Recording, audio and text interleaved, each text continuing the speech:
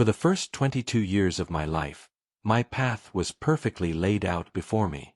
I grew up in a massive, spotless house where mistakes were simply not allowed.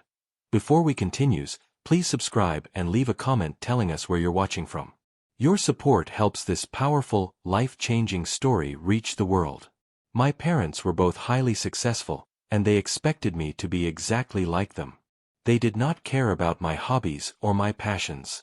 They only cared about my future resume. From the time I was in middle school, the plan was set in stone. I was going to graduate at the top of my class, go to a prestigious law school, and join a wealthy corporate law firm. I was supposed to be their perfect trophy child, the one they could brag about at their fancy dinner parties. They bought me expensive suits I hated and signed me up for debate clubs I despised.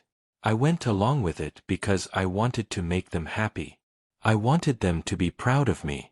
But deep down, I felt like I was suffocating. Every time they talked about my future as a lawyer, a heavy feeling of dread settled in my stomach. I was living a life that belonged to someone else. I was a character in their story, playing a role I never actually auditioned for, desperately searching for an escape. While my parents were busy planning my career in the courtroom, I was hiding a massive secret in my bedroom. I did not want to be a lawyer. I wanted to be a storyteller and an animator. Specifically, I was deeply passionate about traditional African folktales. I spent hours reading about ancient spirits, cunning warriors, and forgotten myths. I wanted to build an animation studio and a massive online channel dedicated to bringing these vibrant legends to life through high-quality digital art. I wanted to share the rich culture and profound lessons of these stories with the entire world. I spent all my free time teaching myself how to draw, animate, and edit videos. It was the only time I truly felt alive. But I knew my parents would never understand. To them, art was not a real job. It was a silly hobby for people who were not smart enough to do anything else. I kept my digital drawing tablet hidden under my bed, terrified of what would happen if they ever found out. I lived a double life, torn between the wealthy, respectable future they demanded and the creative, colorful dream that constantly burned brightly inside my heart. The breaking point arrived on a sunny Tuesday afternoon. The mail carrier dropped a thick, heavy envelope onto our front porch. It was an official acceptance letter from one of the most prestigious law schools in the entire country. When my parents saw it, they completely lost their minds with joy. My mother started crying happy tears, and my father proudly patted me on the back, declaring that all their hard work had finally paid off.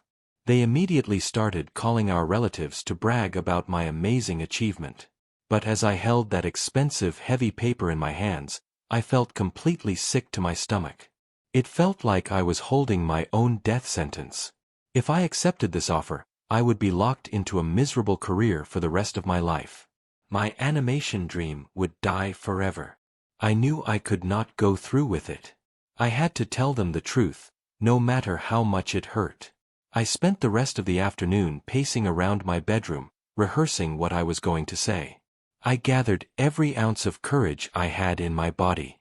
It was time to finally take control of my own life. That evening, my parents arranged a fancy celebration dinner in our formal dining room. They bought an expensive cake and talked endlessly about the amazing salary I would make at a top law firm. I sat at the end of the long table, pushing the food around my plate, unable to eat a single bite. My heart was pounding so hard I thought it might actually break my ribs. Finally, during a pause in their excited chatter, I put my fork down. I took a deep, shaky breath and looked directly at my father. "I am not going to law school," I said.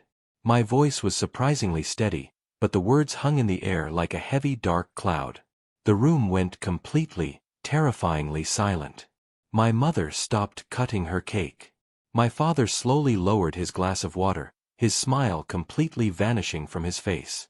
They stared at me as if I had just spoken to them in a foreign language. "What kind of foolish joke is this?" my father asked, his voice low and dangerous. I swallowed hard and sat up straight. "It is not a joke, Dad. I am declining the acceptance. I am going to build an animation studio." The explosion was immediate and absolutely terrifying. My father stood up so fast his heavy wooden chair crashed onto the floor. His face turned completely red with pure rage. "Cartoons!" he yelled, his voice echoing loudly off the high ceilings of our dining room. "You are throwing away your entire future, your prestigious education, to make internet videos about old fairy tales? Are you completely out of your mind?" I tried to explain my vision, the market for digital storytelling, and my passion for African folktales, but he refused to listen to a single word. He waved his hands in the air, dismissing everything I said as pure garbage. "We did not raise you to be a starving internet clown," he shouted. My mother sat frozen, her face pale with shock and disappointment. She looked at me not with anger, but with intense pity, which somehow hurt even worse. "You are ruining your life," she whispered. I pleaded with them to just look at my artwork, to see the potential in my channel, but they flatly refused. They saw my dream as a personal insult to everything they had worked for. The tension in the room was so thick it was hard to breathe.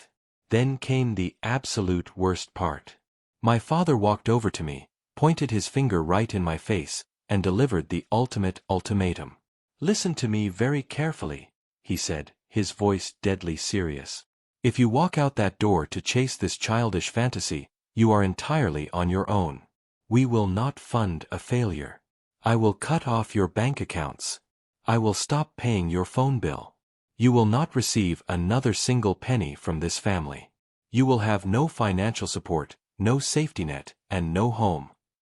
My mother nodded slowly in agreement. "If you choose these silly videos over law school, you are no longer our problem," she added coldly. They were daring me to call their bluff. They fully expected me to instantly apologize, beg for forgiveness, and run back to the safety of their wealth. For a terrifying second, I almost did. The thought of being completely broke and homeless was horrifying. But then I thought about sitting in a boring law office for the next 40 years, slowly dying inside.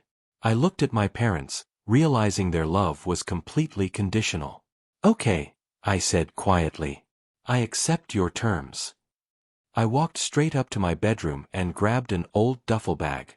I packed only the absolute essentials: my clothes, my laptop, my drawing tablet, and a few toiletries. I left behind the expensive suits, the fancy watches, and everything else they had ever bought me. I wanted a completely clean break. When I walked downstairs and headed for the front door, my parents did not say a single word. They just stood in the hallway, watching me with cold, hard expressions. They thought I would be back in a week, begging for money. I opened the heavy front door, stepped out into the cool night air, and started walking. The terrifying reality of my decision hit me instantly.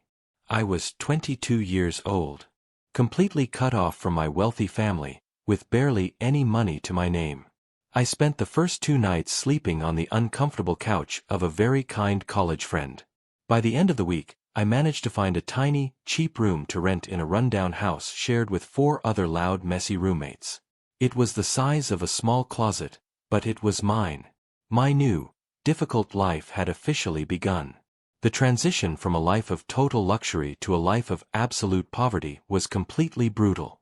I needed money immediately just to survive and pay for my basic animation software subscriptions. I applied everywhere and finally got a job working as a barista at a busy, loud coffee shop across town. I worked grueling 50-hour weeks, waking up before the sun even started to rise. I spent all day on my feet, dealing with angry customers, burning my hands on hot espresso machines, and smelling constantly like stale milk. The physical exhaustion was overwhelming. By the time I took the long bus ride back to my cramped, noisy house, my whole body ached in pain. I had barely enough money left over for basic groceries after paying my cheap rent. I practically lived on instant rice, cheap beans, and whatever leftover pastries the coffee shop let me take home at the end of the night. It was a miserable, grinding existence. But every single time I felt like giving up, I remembered the cold look on my father's face when he called my dream a failure. That anger became my ultimate fuel. I refused to let them be right about me. Despite the crushing exhaustion of my day job, I forced myself to keep working on my real passion. I set up my cheap drawing tablet on a wobbly little desk crammed into the corner of my tiny bedroom.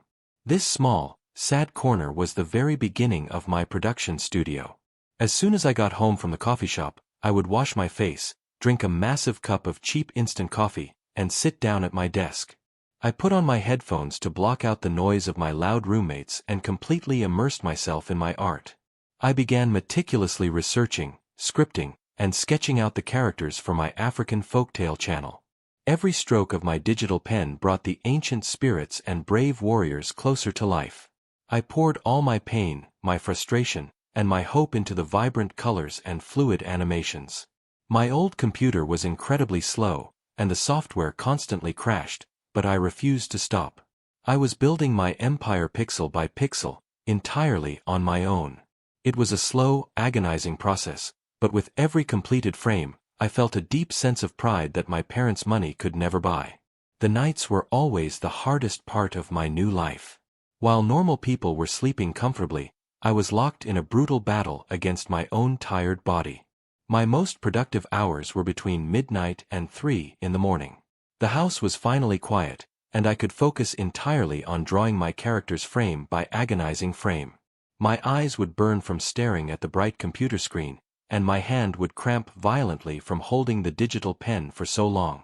There were times when I would literally fall asleep sitting up, only to jerk awake a few minutes later, terrified of losing my progress. But the passion for these rich, cultural stories kept me going. I was currently working on a massive project, bringing the powerful legend of an ancient, cunning warrior queen to life. The story had betrayal, magic, and ultimate triumph. I wanted the animation to be absolutely flawless. I wanted the viewers to feel the pounding of the war drums and the sorrow of the queen's journey. So, I pushed past the severe sleep deprivation. I traded my rest for my art, determined to create something the internet had never truly seen before. The physical exhaustion was bad, but the emotional toll was heavily weighing on my mind. Whenever I took a short break from drawing, I would make the terrible mistake of checking social media. I saw pictures of my former college classmates living their perfect, wealthy lives. They were posting photos from their fancy law school orientations, showing off their brand new luxury cars, and eating at incredibly expensive restaurants. Meanwhile, I was wearing a stained barista apron and eating cold rice out of a plastic container. It felt incredibly unfair. But the deepest pain came from the complete silence of my family. In the entire first year after I moved out, my parents did not call or text me a single time. They never checked to see if I was safe, healthy, or even alive. They had completely erased me from their perfect lives, just like they promised they would. The rejection stung deeply. It was a constant, sharp ache in my chest. I realized that they only loved the successful lawyer version of me that they had invented in their heads. They did not care about the real person who was desperately trying to build something beautiful from the ground up. Doubt is a terrible, quiet monster that sneaks up on you when you are most vulnerable. After 18 months of grinding at the coffee shop and animating until my fingers bled, I hit a massive wall of depression. I was completely broke, severely sleep-deprived, and my YouTube channel only had a few hundred subscribers. One rainy night, my slow computer crashed and deleted 3 entire hours of detailed animation work. I totally broke down. I put my head on my wobbly desk and cried harder than I had in my entire life. I sobbed from the sheer, crushing weight of it all. The terrifying thoughts crept into my mind. What if my parents were totally right? What if I was just a foolish kid throwing my life away for a childish cartoon fantasy? What if I was destined to serve coffee for the rest of my life? I picked up my phone, staring at my mother's contact name, desperately wanting to call her and surrender. I wanted to go back to the warm house and the guaranteed future. But then I looked at the beautiful, fierce African warrior queen I had drawn on my screen. I wiped my tears, put my phone away, and restarted the software. By the end of my 3rd year on my own, I was finally nearing the finish line of my biggest project yet. It was a full 20-minute animated epic based on the legendary African queen. I had poured my entire soul, all my tears, and thousands of hours of unpaid labor into this single video. The pacing was absolutely perfect, building intense emotional suspense. The colors were incredibly vibrant and beautiful. I had even scraped together just enough money to hire an amazing freelance voice actor to narrate the powerful folktale. Every single detail, from the gentle movement of the grass in the wind to the fierce, fiery glow of the magic spells, was crafted with absolute love. I knew in my heart that this was the best piece of art I had ever created. It was the culmination of all my suffering and hard work. As I watched the final version play on my computer screen, a deep, warm sense of peace washed over me. Even if nobody watched it, I was incredibly proud of myself. I had survived the worst 3 years of my life, and I had produced a masterpiece. I was finally ready to share it with the world. The night I finished rendering the massive video file, my hands were shaking with nervous excitement. It took my terrible, old computer almost 4 full hours to process the final high-definition export. I logged into my YouTube channel, which still only had a tiny, quiet audience. I uploaded the video, added a highly detailed description about the rich history of the folktale, and designed a bright, captivating thumbnail. I hovered my mouse over the publish button for a long time. This was it. This was my ultimate statement to the world. I took a deep breath, closed my eyes, and clicked the mouse. The video was officially live on the internet. I felt a sudden rush of relief mixed with pure terror. I didn't want to sit there and obsessively refresh the page to see if anyone was clicking on it. The anxiety would have driven me completely crazy. So, I closed my laptop, turned off the lights in my cramped room, and climbed into my small, uncomfortable bed. I set my alarm for my morning shift at the coffee shop, expecting to wake up to the usual struggle. I had absolutely no idea that my entire life was about to change. When my alarm violently buzzed at 5 in the morning, I groaned and rolled over in the dark. I grabbed my cheap phone to turn off the alarm, my eyes barely open. But as the screen lit up, I instantly froze. My entire notification screen was completely full. It was just an endless, scrolling blur of YouTube alerts, emails, and new subscriber notifications. My heart leaped into my throat. I sat up quickly, rubbing my eyes to make sure I wasn't dreaming. I opened the YouTube app and looked at my new video. The numbers were spinning so fast I could barely read them. In just a few hours, the video had already crossed 500,000 views. It was trending on the front page. People from all over the world were sharing it on their social media pages. The comment section was exploding with thousands of messages. Viewers were praising the breathtaking art style, the deep emotional storytelling, and the beautiful representation of African culture. They were completely mind-blown by the quality of the animation. The algorithm had finally picked up my work, and it was pushing it to millions of people. My video had gone totally, completely, and massively viral overnight. The momentum was absolutely terrifying and beautiful at the exact same time. By the end of the first week, the epic 20-minute video had hit 10 million views, and it showed no signs of slowing down. My channel's subscriber count skyrocketed from a few hundred to over 1 million devoted fans in a matter of days. My phone literally overheated and shut down twice from the sheer volume of constant notifications. Big reaction channels were making videos about my art, crying on camera because the folktale was so emotionally powerful. People were drawing fan art of my fierce warrior queen and begging me in the comments to make more episodes. I was completely overwhelmed by the massive outpouring of love and support from total strangers. For 3 years, I had worked in absolute silence and darkness, convinced that nobody cared about my dream. Now, the entire internet was screaming my name. The incredible validation washed away all the deep pain and crushing doubt I had suffered through. I realized that I wasn't crazy. My parents were the ones who were wrong. I had a unique, powerful gift, and the world was finally deeply hungry for the stories I wanted to tell. The viral explosion wasn't just about getting internet fame and nice comments, it brought a massive, life-changing financial shift. When the first monetization check from the platform finally cleared into my empty bank account, I literally dropped to the floor and cried. It was more money than I had ever made in 3 entire years of working at the coffee shop combined.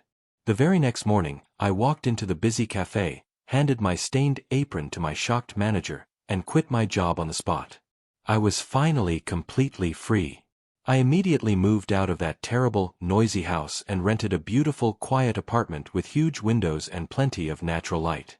I bought myself a brand new, top-of-the-line computer and the most expensive, professional drawing tablet on the market.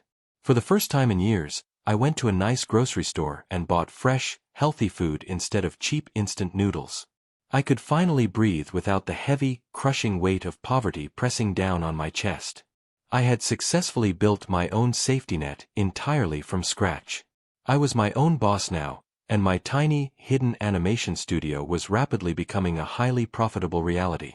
Just when I thought my life could not possibly get any better, I received an email that completely stopped my heart.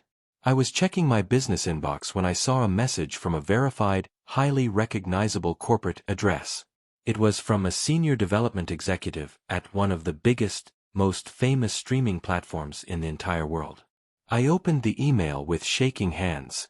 The executive wrote that their entire creative team had watched my viral folktale video and they were absolutely blown away by the incredible animation quality and the unique, captivating storytelling. They said the market was desperately looking for high-quality, diverse cultural content exactly like mine. They loved my specific niche and wanted to fly me out to their massive headquarters in Los Angeles for an official meeting. They wanted to discuss the possibility of partnering together. I read the email 5 times to make sure it was not a cruel prank. This was the ultimate dream. This was the exact level of success my parents had told me was mathematically impossible. I quickly typed out a professional reply, accepted their invitation, and immediately started preparing the most important business pitch of my entire life. 2 weeks later, I walked into a massive, shiny glass boardroom at the streaming platform's headquarters. I was wearing a sharp, stylish outfit that I had bought with my own hard-earned money. I stood in front of a long table filled with powerful, wealthy media executives. I wasn't scared at all. I was completely confident because I knew my stories inside and out. I presented my grand vision for a full, multi-season animated series based on the rich, interconnected legends of African folktales. I showed them my detailed character designs, the gorgeous background art, and the projected audience numbers based on my massive viral success. I explained how these ancient stories of magic and survival resonated deeply with modern audiences. The executives were completely captivated. They asked brilliant questions, and I answered every single one perfectly. When I finally finished my presentation and turned off the projector, the room erupted into genuine applause. The lead executive smiled warmly at me and said they did not want anyone else to have this show. Right there in the boardroom, they put a massive, unbelievable offer on the table. It was a deal that would change my entire life forever. A few days later, sitting in a fancy lawyer's office, I officially signed a multi-million-dollar contract to create my animated series. I had officially won. With the massive funding from the streaming platform, I was able to turn my dream into a massive reality. I officially opened my own professional production studio in a beautiful office building.